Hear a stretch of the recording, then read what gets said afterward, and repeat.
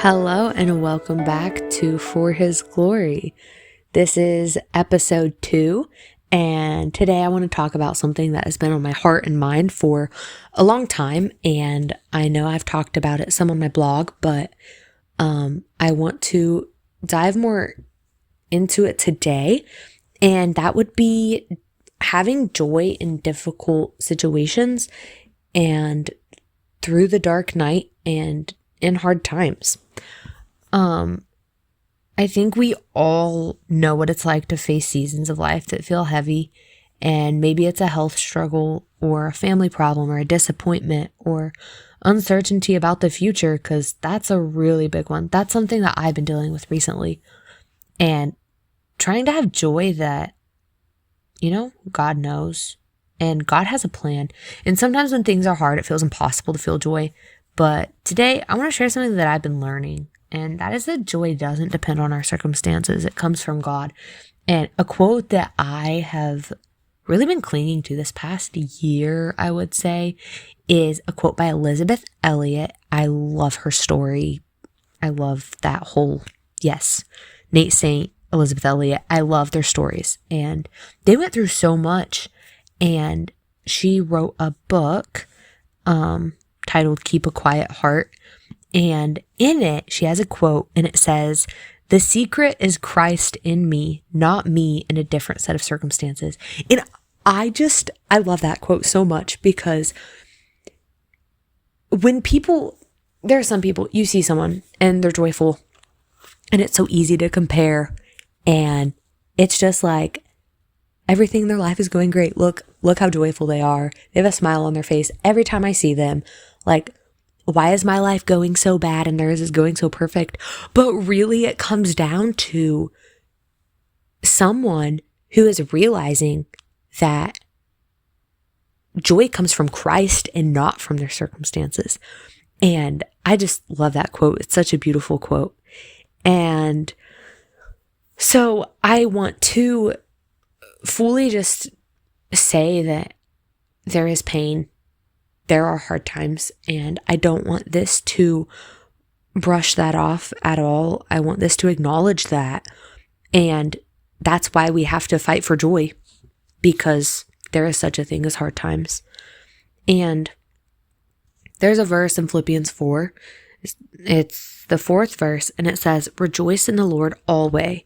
And again, I say rejoice." And this verse is not saying rejoice in the Lord when things are right, or rejoice in the Lord when things are going your way. It's literally saying rejoice in the Lord wherever you're at, whatever you're going through, praise Him. And, sometimes that means thanking Him for the flowers that you saw on the side of the road. Sometimes that's thanking Him for the blanket and pillow you have. And sometimes it's small things, and it can feel like when you're in those situations, like if you're going through a great time, it can be kind of like, really? Like, seriously? But when you are going through that difficult situation in those hard circumstances, sometimes all you can do, and it's hard to find joy in the little things, and it's kind of like, nothing's going right for me. What is something that's right? Okay, I have a warm house. That's something I have. I have shoes on my feet. And that is fighting for joy and realizing that it's not about circumstances, that God has given us stuff, and Christ is the joy in us. And sometimes it's in those little things that we find it in the hardest times. But that's the kind of joy that I want us to talk about today, the kind that sticks with you even when life is hard and when things are not going right at all. There's a quote, and it's by S.D. Gordon, and it says, "Joy is distinctly a Christian word and a Christian thing. It is the reverse of happiness. Happiness is the result of what happens of an agreeable sort. Joy has its spring deep down inside, and that spring never runs dry, no matter what happens. Only Jesus gives that joy." It's so true. I know people and who are not believers, and they're happy at times, but when things don't go how they're wanting it to go, everything leaves them and they're the saddest people. And that's where joy is. Joy is different. It's deep and it's steady and it comes from God.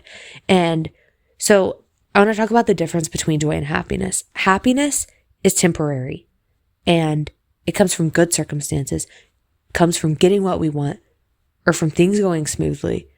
And we all know that happiness can disappear in an instant when things go wrong.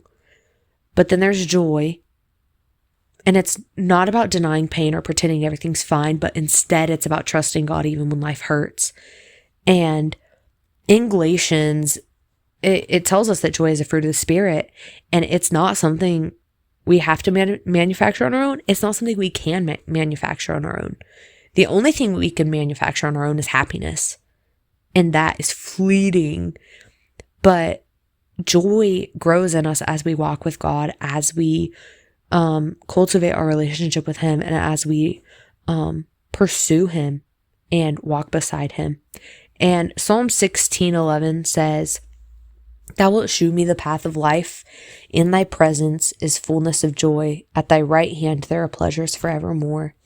And David wrote this when he was running from Saul, when he was running from his best friend's dad, who was trying to come and kill him.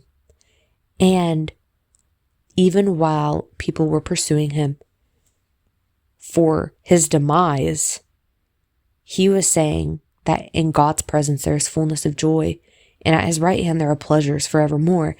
And that is such a challenge to me personally, that even when it seems like we're at the end, just to remember that in God's presence there's fullness of joy. And that's why it's so important to stay close to God, because if we're drifting away, then it's just going to get harder and harder and harder to find that joy. So joy isn't just a feeling, but it's a choice. And it's looking at God and saying, even here I trust you, and even here you're good.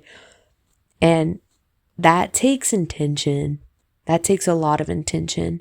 You don't just wake up in the middle of a trial and you're just like, everything is going great, like it's going to all be okay. It is truly a process. And it's also a process of surrender.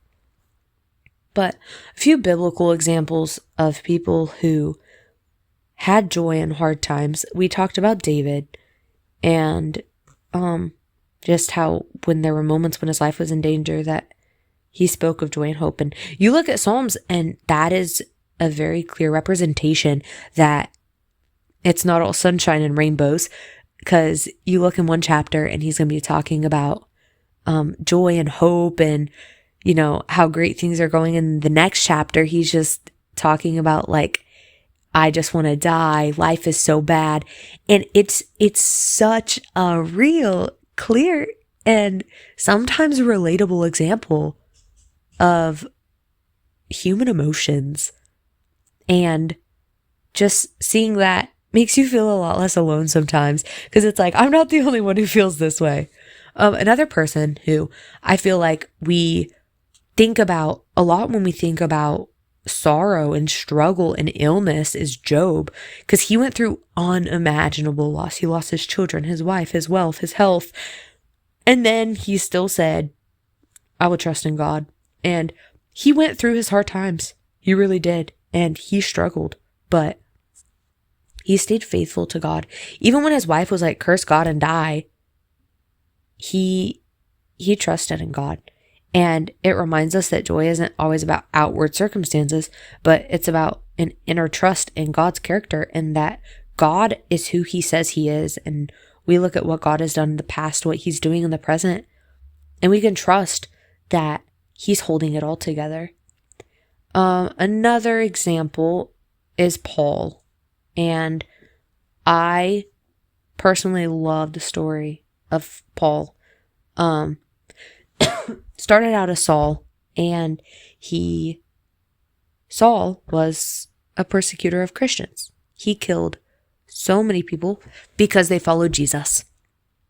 And then he had his Damascus Road experience and he became a Christian. His life completely changed and he started going and doing the same thing that he was killing people for. And it was such a turnaround moment.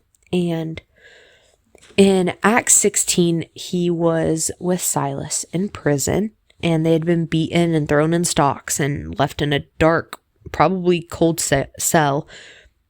But look at what they did at midnight. They were literally there in chains, in the most literal sense ever, and they prayed and sang hymns to God. And their joy and faith in God were so powerful that even in the darkest hour, they worshiped him. And then God answered them in his perfect timing with an earthquake that set them free.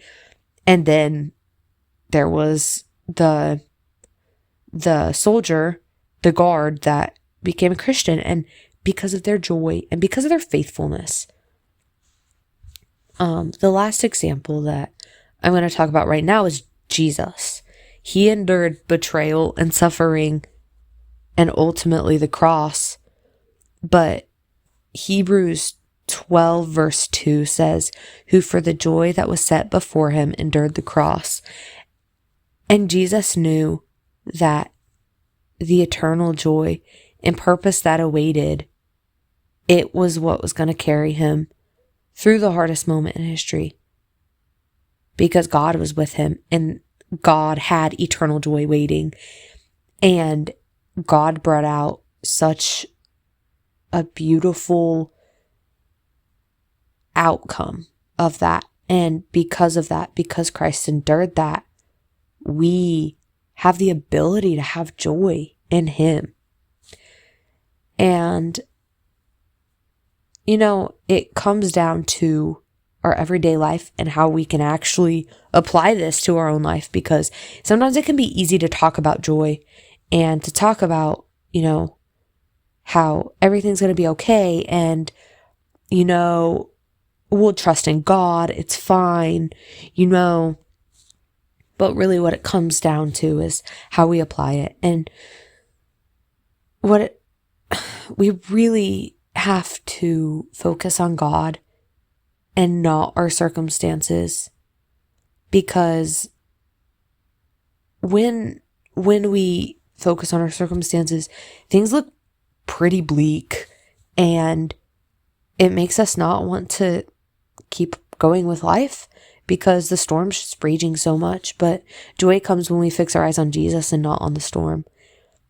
And John 15:11 says, these things have I spoken unto you, that my joy might remain in you and that your joy might be full.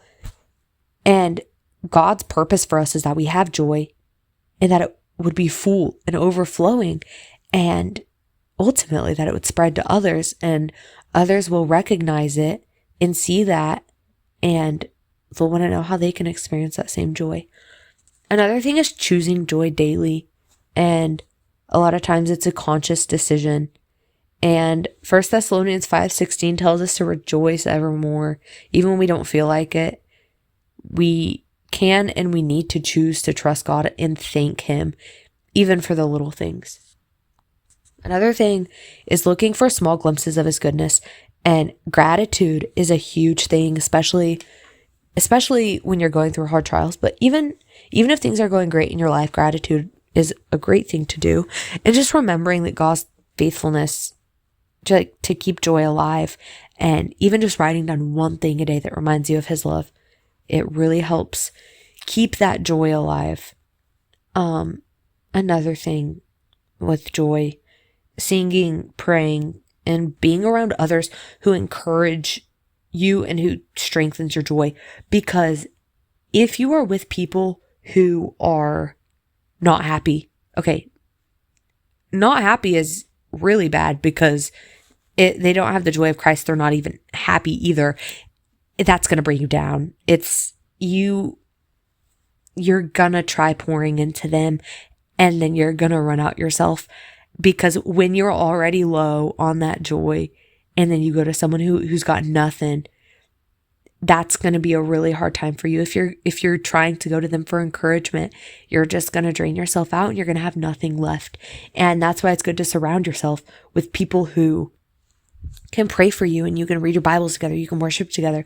You can grow closer to God together, and they can help fill you up with joy by pointing you to the one who is the source of it.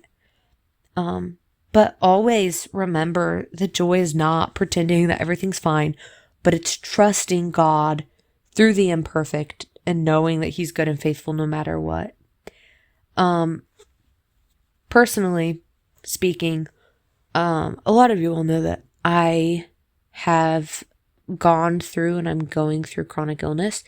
It is approaching 2 years from when it started to be pretty bad, which is insane that it's gone by. In one way, it feels like it's been forever ago, and in another way, it's kind of crazy that it's been 2 years almost. In that time from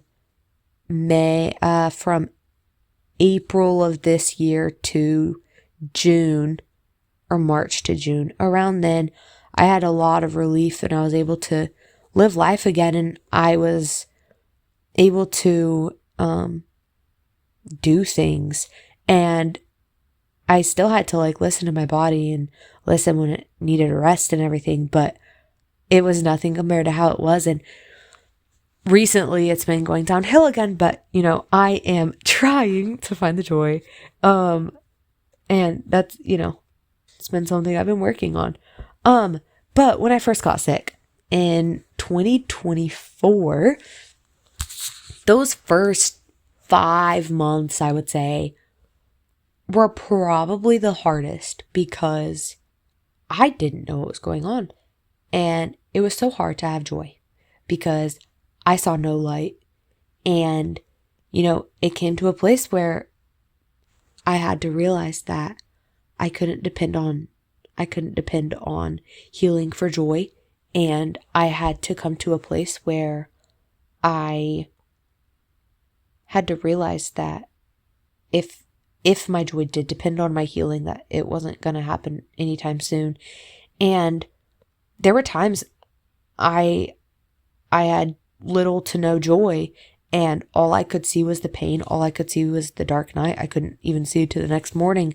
And I was so thankful that God gave me a way to find joy. And I'm going to share that. But also, I will say, if you're going through a really difficult time and you're having a hard time seeing past your own struggles, I highly recommend praying that God will give you something to focus on someone else's pain, because that's truly what helped me. So I started reading books about persecuted Christians, and I started doing a lot of research about them. And if anyone wants a long list of great books that are fully life-changing and really strengthen your faith, let me know and I will totally get that to you. That was something that really helped me. I have a shelf on my bookshelf that's just full of books about persecuted Christians, and I would read those books and I was just like, wow, I could relate to their pain in a totally different way. I wasn't going through the struggle they were going through, but I was feeling my own pain, and I could empathize with them more than I could before. But it helped me focus on someone else. I was like, they have it way worse than me, but I know what this type of pain feels like, and they're going through this, which is so much worse. And it helped me focus on them. And my prayer life grew in that time too, because I was praying for them. It helped me to focus on something else. And that helped me be more joyful in my circumstances, was when I stopped being so self-focused, and when I stopped, when I started looking past myself and past my pain. But you can't just try to do it. You have to do something about it. And for me, that was reading books and listening to audiobooks, and, really praying every day before you pick up your phone, before you scroll social media, anything. Just pray that God will give you joy and that God will help you to really be a pillar, because if you don't have joy, you can't reach out to other people when you have no joy. And that's something that was hard for me a while back. I feel like God was like talking to me about something, but I couldn't do it because my joy wasn't where it should be.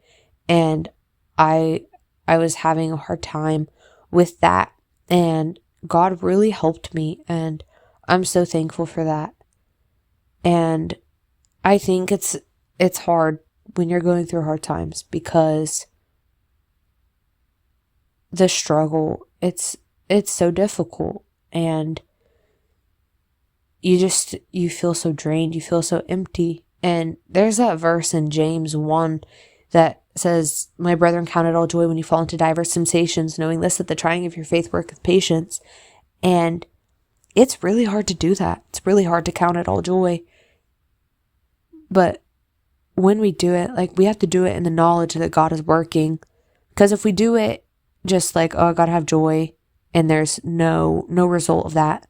But when we have joy, that's what we're supposed to do, and just knowing that God's working. But we have to have joy, and to be in His purpose and His will, we have to have joy. And for some people, it's harder than others, and I totally sympathize with that. It's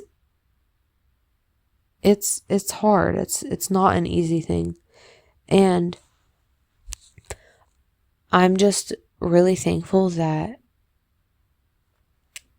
God knows. He knows our human quirks and all of the stuff that we deal with. He understands it more than we do. And a verse that has always been, or I say always, a verse that's really been encouragement to me these past couple of years is the verse in 2 Corinthians, and it's talking about our struggle or our affliction, but it's only for a moment, and it worketh for us a far more exceeding and eternal weight of glory. And just knowing that it's so much more than this life, because if we just look at it as we're going through this trial, and then we're just going to die and be no more, there's no hope. But when we know that we can have joy, that there's more for us, there's, like, God is waiting for us in heaven, and He's there fighting for us. He's there walking beside us. And even in the hard times, He's our source of joy, and we need to keep walking beside Him and walking with Him. And I hope that my thoughts made sense and were cohesive enough to the point that my point got across. But I am very thankful that God is the giver of joy, and that, like I said, that He understands what we're going through. And just remember that the secret of joy is not Christ in me. The secret of joy is Christ in me, not a different set of circumstances. And no matter what you are going through, there is joy to be found. And sometimes you have to crawl to find it. You have to crawl through the crowd. But don't stop. Keep searching for it, because when you find that joy, you're just going to want to keep seeking Christ and getting more and more and more of it, because you're going to taste it, and then you're never going to want to get rid of it. And when you find that joy, when you reach that joy, pray for those around you who don't have it, and share it. Don't keep it to yourself. It's too good to keep to yourself, and there's enough for everyone. And when there are people in your life who, are not joyful, they don't have that joy, it can be really hard at times. But keep displaying Christ's joy to them, and they'll see you going through your hard times, and they'll see you, they'll see something in you that's amazing, because it's not something we can get in our human sense, but because of Christ, we can get that, and they can have it too. So please keep encouraged, and thank you for being here. And I pray that God will be with you, and I pray that you all have a blessed and beautiful week.